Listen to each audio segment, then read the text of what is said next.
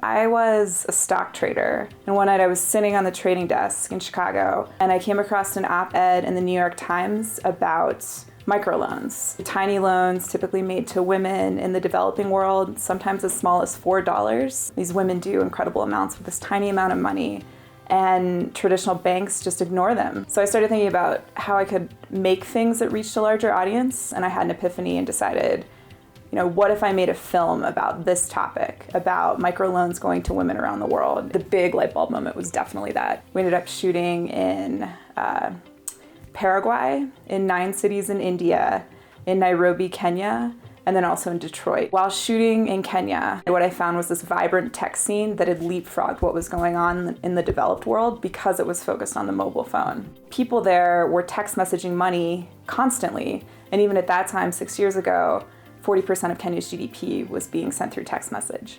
So the woman we covered in the documentary who lived in Kenya actually functioned as a kind of human ATM, and people would come and text message her money and she would give them cash or vice versa. And she was incredibly financially successful, and she'd taken out a microloan to start this business, this tech business. I came back to the States and I started thinking about, how could I connect that infrastructure to industries in the developed world to get women, like this woman I filmed, more money.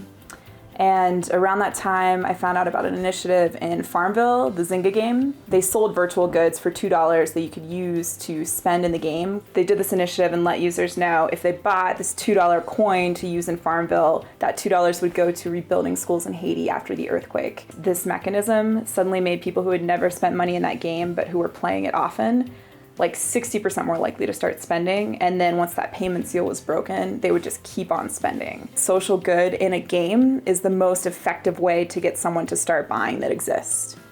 So I wondered if there was a way to achieve that same conversion rate if we built a product that could work in a variety of different types of games and eventually in apps and on websites.